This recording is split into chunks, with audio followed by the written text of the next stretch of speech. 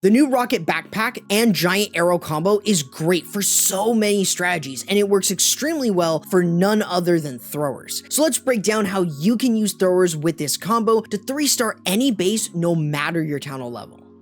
First, we'll need to start with the equipment each hero needs, starting with the Dragon Duke, who obviously needs his Fireheart and new rocket backpack for both the healing you get from the Fireheart along with its death damage, and the rocket backpack's damage, as it allows him to become a giant arrow, working in tandem with the Queen's giant arrow along with earthquake spells. Speaking of which, the Archer Queen only needs her action figure and giant arrow. This allows the giant arrow's damage to pair with the rocket backpack's damage, allowing both equipment to snipe buildings anywhere on the map while having proper tanking and survivability with the action figure's giant to keep her protected. But you should consider using code CORRUPT to support me and the channel. As for the Grand Warden, having his Life Gem and Rage Gem offers benefits for both the throwers and healers respectively. With the Life Gem's HP increase, throwers have a lot more HP to work with, as the healer's healing output is increased thanks to the Rage Gem's buff. Finally is the Barbarian King, where having his Snake Bracelet and Spiky Ball enables greater funneling with enough DPS and a large HP pool. However, you can also use the Vamp Stash with the Spiky Ball if you lack the Snake Bracelet, as you'll still have enough HP to funnel while additionally having a faster attack speed, slightly more damage, and healing on top of that.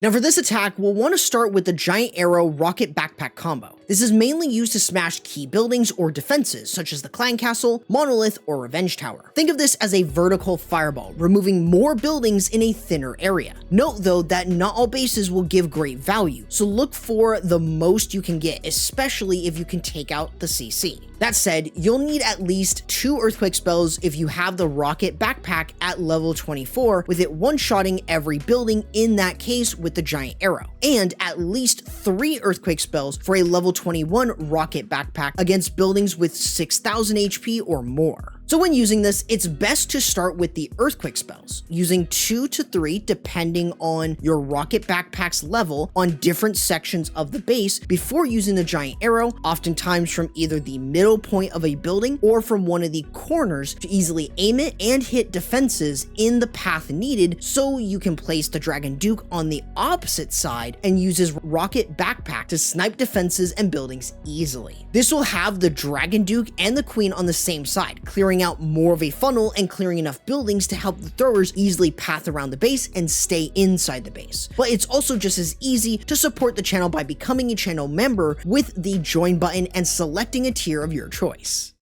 Speaking of which, you need to properly funnel your throwers into the base. Firstly, this is happening with a short Warden walk, featuring a few furnaces to speed it up with their damage over time. This does not need to be long and is only for controlling the throwers to go exactly where you want them to go. That then allows you to lure him over with the throwers so long as they are within or near his aura. You also need to cut them off so they don't wander the outside of the base. So having the Barbarian King to help funnel is ideal. Whether he has the Snake Bracelet or Vamp Stash, this is more than enough to funnel outside buildings while staying alive. Additionally, having the Spirit Fox lets him survive way longer and funnel more of the base, so your throwers' pathing is a lot easier to follow.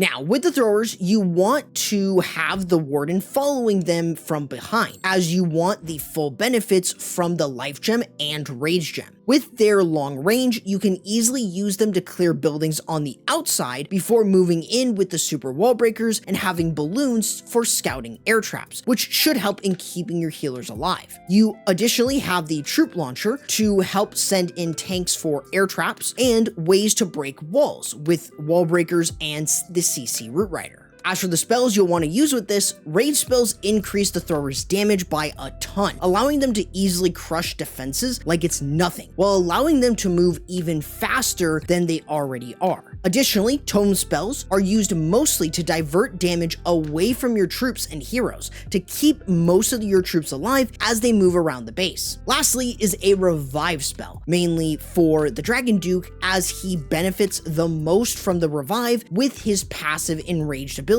allowing him to clear anything with ease while the throwers work through the base. This is so strong that you shouldn't have any time failing issues with how much power you have with the Dragon Duke and throwers, along with how quick the throwers are in general. Now that you have the basics down, here is the army composition I recommend using no matter if you're a Town Hall 16, Town Hall 17, or Town Hall 18 player. The link to each is in the description for you to try out, but now let's give you a full example to help you master this new way of using throwers. Now with this attack, we want to obviously first start with our Rocket Backpack Giant Arrow combo. So we're going to mainly target the CC, the Crafted Defense, and of course the Revenge Tower. So with 4 Earthquake spells, we're using the Giant Arrow and the Dragon Duke's Epic in order to clear all of those buildings out in the core of the base. This not only allows them to clear out the back end section of the base, making it a lot easier to control our throwers, but we're going to use the Warden Walk from the opposite side. This is going to establish enough of a funnel for us in order to control our throwers to go in the right direction. This will also help for the Barbarian King, as it's a lot less buildings that he's going to need to clear in order to cut off the funnel for the throwers. Otherwise, as we deal with the enemy heroes, we can then go ahead and lure the Warden over with the throwers as we use Ice Golems to tank for our throwers and the rest of our troops as they kind of work in. We have the Barbarian King to provide funneling for the throwers, alongside having balloons and the troop launcher in order to provide support for these throwers. Otherwise, all we want to make sure that we're doing is we want to get through the base by using super wall breakers to open up the base further. The